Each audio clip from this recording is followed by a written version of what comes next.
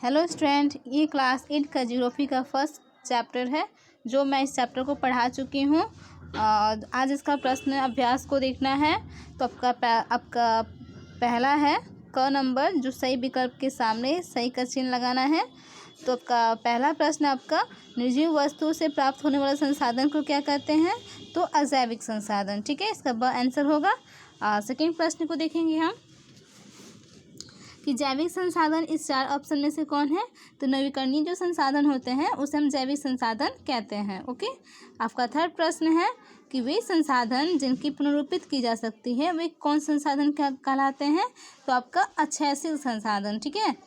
चौथा प्रश्न है आपका वे संसाधन जिनकी मात्रा क्या हो तय हो चुकी है उसे हम क्षयशील संसाधन कहते हैं। ठीक। अब ऊर्जा संसाधन, सौर ऊर्जा, बहता हुआ जल, किसका उदाहरण है? तो अक्षयशील का उदाहरण है। ओके। अब आपका अति लघु प्रश्न को देखना है। ठीक है। तो अति लघु प्रश्न का पहला प्रश्न है आपको संसाधनों के अंतर्गत क्या आता है?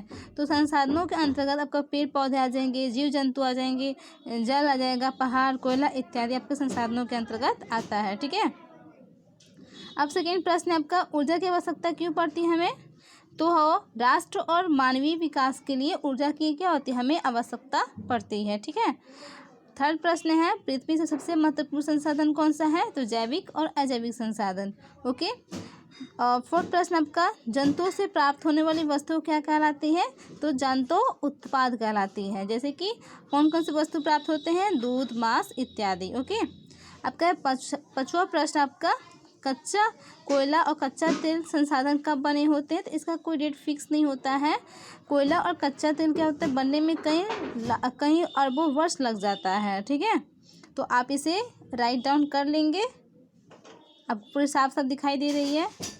अब आगे देखते हैं। सत्य और सत्य पर टिक लगाना है। ठीक है। तो प्राकृतिक उपहार ही प्राकृतिक संसाधन कहलाते हैं। तो क्या होगा? सत्य होगा। ठीक है। जैविक संसाधन से हमें विभिन्न प्रकार की उपयोगी वस्तु प्राप्त नहीं होती है, सत्य होता है। ठीक है। प्राप्त होती है, सत्य होता है। जैविक संसाधन से हमें विभिन्न प्रकार की उपयोगी वस्तुएं प्राप्त नहीं होती है। तो क्या होगा? सॉरी, असत्य होगा। ठीक है। आगे आपका जल और वायु जैविक संसाधन है, असत्य होगा। ठीक है। और आपका कोयला और तेल अनवीकरणीय संसाधन उदाहरण, तो सत्य है। ठीक है। भोजन मनुष्य द्वारा प्रथम संसाधन है, सत्य है। अफ्रीका में जल विद्युत ऊर्जा उत्पादन अच्छे आसार है, सत्य होगा। ठीक है। अब इसका फिल इन द ब्लैंक्स को देखेंगे। तो पहला प्रश्न है संसाधन हमारे लिए बहुत ही महत्वपूर्ण उपयोगी होते हैं, तो क्या होगा? जैविक संसाधन। ठीक है। गिरते हुए जल से हम क्या उत्पन्न करते हैं? तो बिजली उत्पन्न करते हैं। भूमि और वायु क्या है? नवीकरणीय संसाधन है। मानव की आवश्यकता पूर्ति करने संसाधन कहलाती है।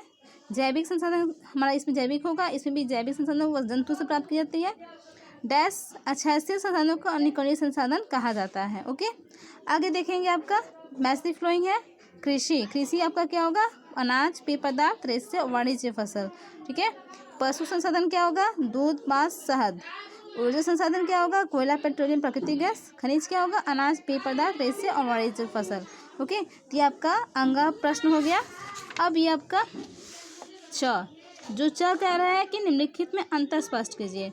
तो मैंने यहाँ पर कॉपी में अलग से उसका अंतर स्पष्ट कर रखी हूँ और इसका प्रश्न भी उत्तर भी लिख चुकी हूँ। आप इसे ऐसे ही लिख लेंगे, समझ जाएंगे आप। जैसे प्राकृतिक और उपहार और संसाधन में क्या अंतर है? तो वन, खनिज, सूर्य प्रकाश आदि प्राकृतिक उपहार है। ठीक है। जबकि संसाधन और मानवीय आवश्यकता क्या है? ये आपका पूर्ति करता है, जो ठीक है मानवीय आवश्यकता को पूर्ति करता है। सेकेंड आपका प्रश्न प्राकृतिक और मानव निर्मित संसाधन क्या होता है? तो वे वस्तु जो प्रकृति से प्राप्त होती है वे प्राकृतिक संसाधन है, जबकि वे संसाधन जो मनुष्य के द्वारा निर्मित किए जाते हैं वे मानव निर्मित संसाधन कहते हैं। ठीक है। अब आपका जैविक और जैविक संसाधन क्या है? तो वे संसाधन जो सजीव वस्तु से प्राप्त की जाती है जैविक संसाधन है, और वे वस्तुएं जो निर्जीव वस्तु प्राप्त की जाती है उसे अजैविक संसाधन कहते हैं। क्षयशील और क्षयशील संसाधन क्या है? तो आपका वे संसाधन जिन्हें केवल एक बार ही उपयोग किया जाता है वे आपका क्षयशील संसाधन है, जबकि वे संसाधन जो बार बार उपयोग किए जाते हैं और जाने के बाद कभी समाप्त नहीं होता, वो अक्षय संसाधन है। अब संभावित और वास्तविक संसाधन क्या है? तो वे संसाधन जिसकी मात्रा तय नहीं हुई है वे संभावित संसाधन है, जबकि वे संसाधन जिसकी मात्रा तय हो चुकी है वे वास्तविक संसाधन है। ठीक है, आई होप अब ये आपका लेसन कंप्लीट हो, आपका अति लघु तक ही प्रश्न उत्तर का अभ्यास हो पाया है। और इसके आगे हम लोग च, ज और इयां देखेंगे। ठीक है, तो आपका नेक्स्ट वीडियो में नेक्स्ट है। ओके, तब तक के लिए इतना ही।